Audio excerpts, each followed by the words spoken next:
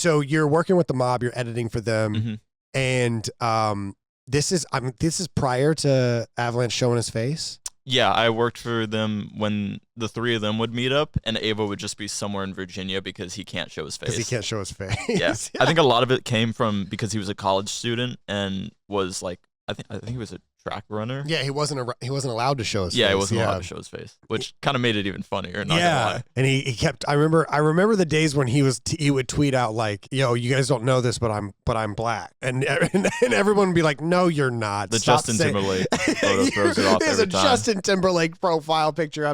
We know you're not. And then his first time, I remember seeing his first time showing his face. It was for like the Mobcast. Yeah, and he was like up in the camera. I was like, "Holy shit, that's fucking Avalanche." The first time, like I never saw his face until the moment everyone else saw his face. Really? Yeah. Oh, so you never got any behind the scene look. I remember they announced his face reveal the same time they got announced to Soar. Oh yeah, they were on Soar. I didn't know any. Like I was their editor, but I found out they were joining Soar 5 minutes before the announcement came out. So it's like sounds very mob-like. Okay, that's great. That sounds very mob-like. I just found out from Beast Caucasian in Discord. Yeah. That's why.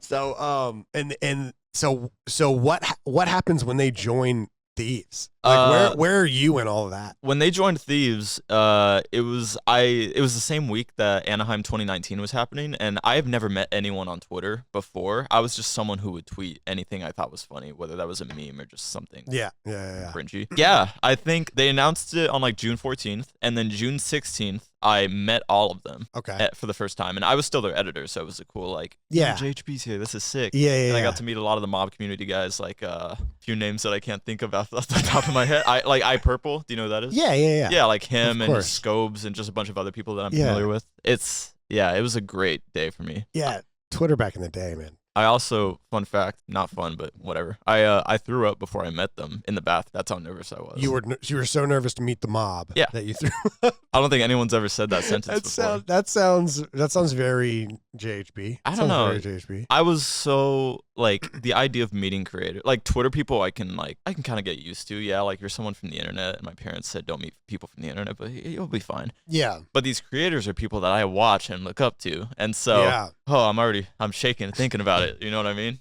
It was a great experience. Think about how far you've come. I threw up in the bathroom, and then I took a few steps. I'm like, oh my god, there's Frosty and Classy. I gotta say what's up to them. You throw up because you're so nervous to meet Frosty, GG, and then a few years later you're sitting across the room or the desk from Gunna. So it's a pretty crazy timeline that you've experienced. It was a very weird. And you're only 22. That's what I'm saying. Oh my god, when you say it like that, it makes it even weirder.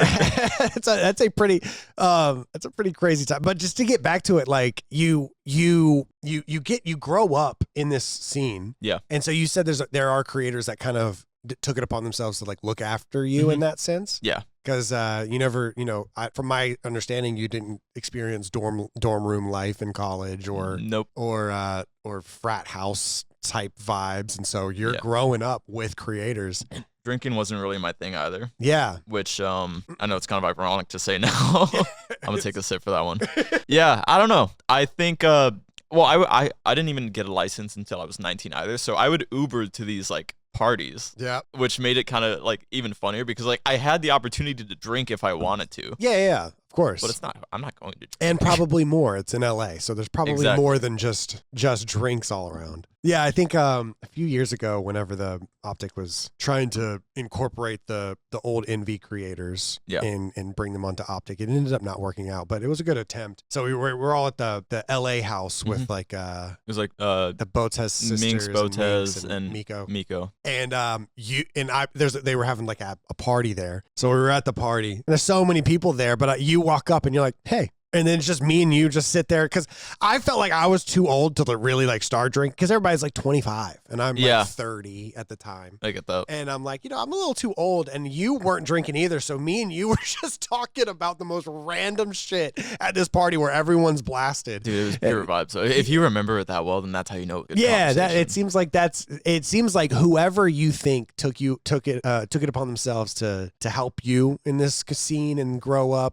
and not get into too much trouble. Whoever it was, they did a good job. I think a lot of it was the mob guys. They kind of looked over me since I was the 17-year-old going to their house was on the street of UCLA. And so they were very much just like, their college kids are in that neighborhood they're around. But I'm the 17-year-old high school student who paid like maybe $60 or $80 on Uber to go up to them.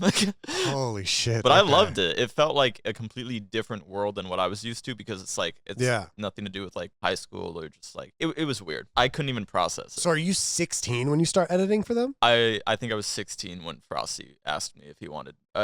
Frosty started streaming. I think he was averaging like 20 to 50 viewers, and he wanted me to like be his, which was funny because like a year prior, I was pretty much the annoying kid in Discord that they would always just have in like a separate channel. Okay. But at the same time, I also knew how to edit. We kind of need somebody. So I low-key came in clutch, I'm just saying. And it's cool to see how all the guys are doing now. I mean, they found their way back to each other. It seems like over the past couple months, they're all at I don't know if they're all employed, but they're all doing. I see them collaborating on like the Full Squad Gaming channel. Yeah, and the numbers on that channel are doing incredible. Oh, dude, they've found their way to something that I think works, because when you're a viral shit poster on Twitter, it's very difficult to translate that to content. 100%. And it's cool that I think it took them a while, but they found the way to do that. Especially with not only them appearing in 100T content as like the mob together, which also was very fun for a lot of the community and people to watch, but the fact that they were able to not have the mob, but like just two individual people just be able to curate that viewership and also I don't know, that content in general was amazing.